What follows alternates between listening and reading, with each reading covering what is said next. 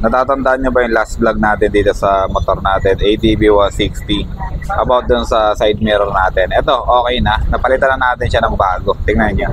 Ito yung tinatawag nila na Street King version 6 kung hindi ako nagkakamali. Tapos ang brand name nito ay MTR. Pinakita ko na to sa inyo last time nung nag-unboxing tayo dun sa apartment natin. Pinakita ko na sa inyo yung mga itsura niya.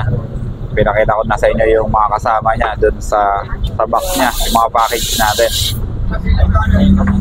And then, na-install ko na siya pero hindi na ako gumawa ng video kung paano siya install kasi sabi ko nga sa inyo, madali lang naman siya install. Ito yung left niya. Ito yung left side niya. Ito naman yung right side niya. For this video, papakita ko naman sa inyo yung ibang accessory na nilagay natin 2 years ago. For example, etong ating handguard. And then, etong handle grip, hindi naman natin to in-install kasi stock naman to. Pati to. Sa katagalan kasi, etong handle grip na to, tumitigas to. Tsaka dumudulas. Siyempre, pag nabibilad, naaarawan, tapos nauulanan, nagiging brittle siya. Ngayon, medyo matigas na siya. Tapos, sobrang dulas na rin. Sobrang dulas niya na dun sa gloves natin. Tsaka, medyo masakit na sa kamay.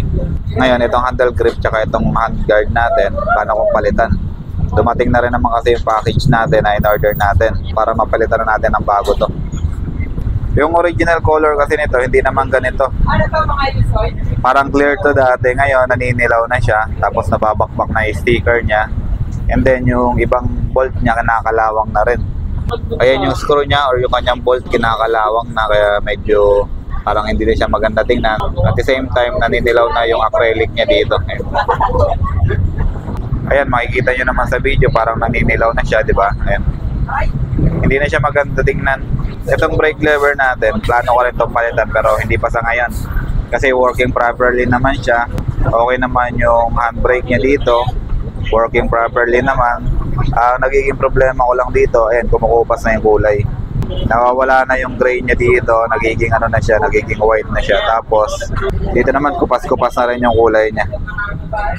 Dito sa kabilang side sa kanan, ganun din, nakupas na rin yung kulay.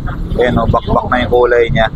Tapos mga dumi sa loob, hindi naaabot ng panlinis natin.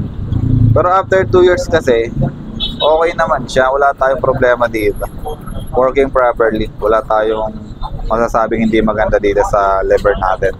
Yun nga lang, yung mga appearance nila kasi, yun yung nagbabago. For example, ito, naninilaw. Yung bolt dito or yung screw dito, kinakalawang. Yung mga sticker niya, nagbabakbaka na rin. Dito, kupas na rin yung kulay niya. Diba? Marami na nagbago dun sa mga nilagay natin. Kaya ngayon, ipapakita ko naman sa inyo yung ilalagay natin na bagong handguard natin. Tapos yung bago nating handle grip. Okay? So, punta tayo dun sa package natin. Ito yung dalawang package na dumating sa atin dito ngayong araw. Ito yung handle grip. And then, ito yung handguard natin na Motowolf. Motowolf nga pala yung gamit natin. Sorry, hindi ko nabanggit sa inyo kanina. Nabuksan ko na to kanina. Na-check ko na rin. Hindi ko alam kung original na Hayaides to. Ayan. Japanese brand. Pero hindi ko alam kung Japanese quality. Ayan. May kasama siyang sticker, Hayaides. Ibig sabihin nito sa English, fast, mabilis. Ayan. Hayaides yo. Ayan yung brand niya. Tapos ito yung pinaka-handle grip niya. May nakasulat dyan na Hayaides.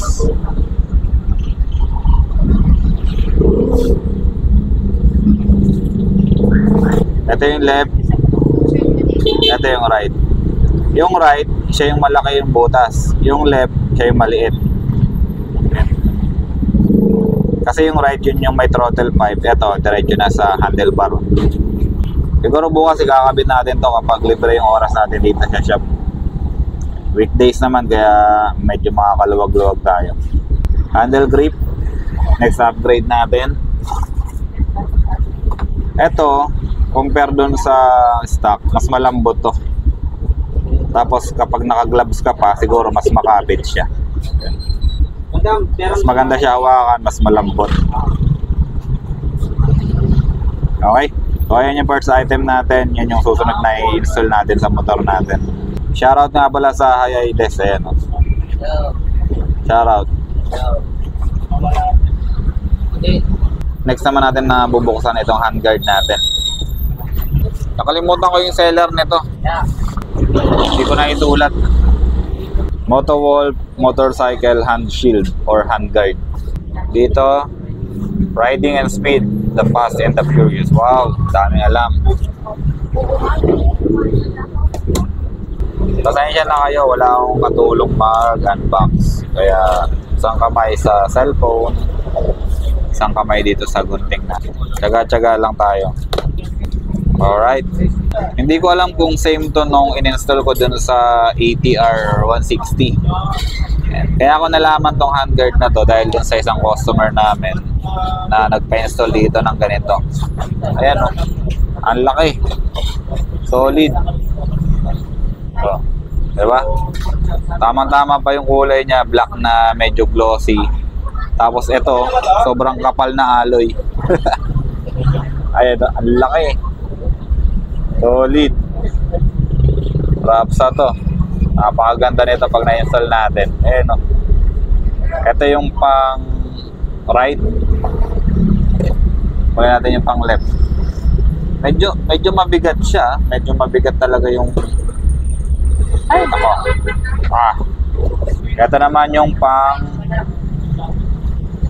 Tama ba? Ito pala yung pang left. Ito yung pang right. Ayan.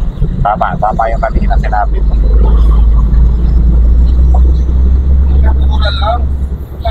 Ganda. Makalimutan ko magkano yung price na ito. Dami ko nakakalimutan dito sa vlog natin. Ito naman yung mga bracket niya. Meron yung dalawang klase. May short tsaka mayroong long.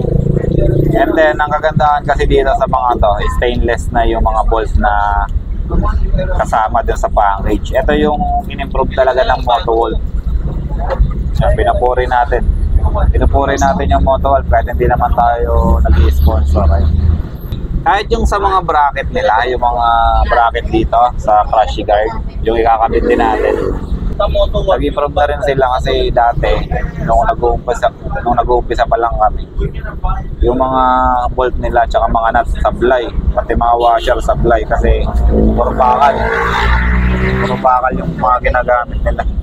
Ikakabit natin to bukas kapag libre yung oras natin. Makikita nyo yung final result nyan bukas na lang para hindi tayo nagmamadali ngayon. Sa mga gusto mag-order nito, ganitong handguard, pag nakuha ko yung link sa Shopee, ayan, i-edit ko na lang dito sa caption natin or dun sa post natin. Bahala na kayo kung gusto nyo umorder. Pero dito sa shop, sa JR Motorworks, hindi available sa atin to. Sa mga magtatanong, wala pa kami nito.